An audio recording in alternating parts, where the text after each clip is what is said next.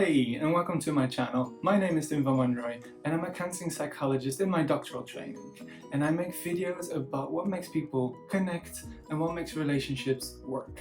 So in today's video in particular, we're going to talk about the balance of positivity versus negativity in a relationship. So this was studied by Dr. Gottman, who found that there is a certain balance of positive seconds and negative seconds during a conflict. And they also found that when this balance is off, relationships tend to break up and the negativity tends to take over.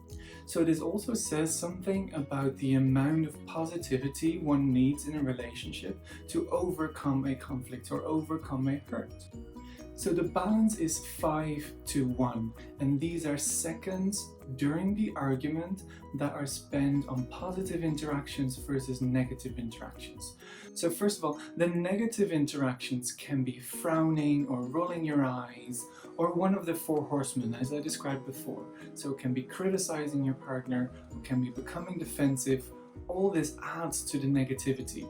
But that 5-1, that was the breaking point. If it drops below 5-1 consistently throughout a relationship, it tends to break the relationship.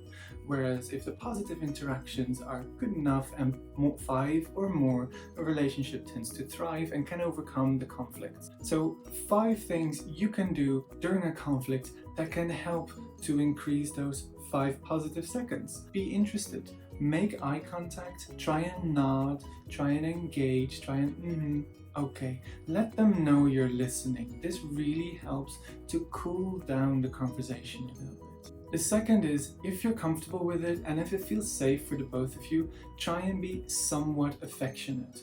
Try and maybe hold hands or sit close together so you increase that communication of like, okay, we're having an argument, but we do really love each other. And it's so important during an argument to try and empathize with your partner's point of view and accept that you may not agree with them or you may not like what's happening, but they may have a different view, and try and accept and empathize with that. It can be really helpful to think about this on the scale from 1 to 10.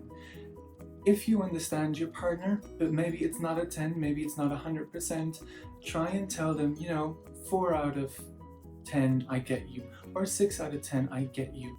So it's one thing to understand them partially, so maybe on that scale from 1 to 10, you get them a 5 out of 10.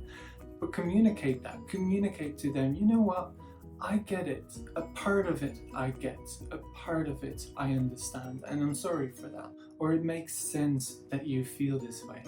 So apologizing for your role in the conflict can also be really helpful. It is not just your fault, it's not just your partner's fault, but there's something you did to contribute to this conversation, and so is your partner's. So if both of you take a little bit of responsibility for what your role is during that conflict, it can really bring you back and bring you closer again.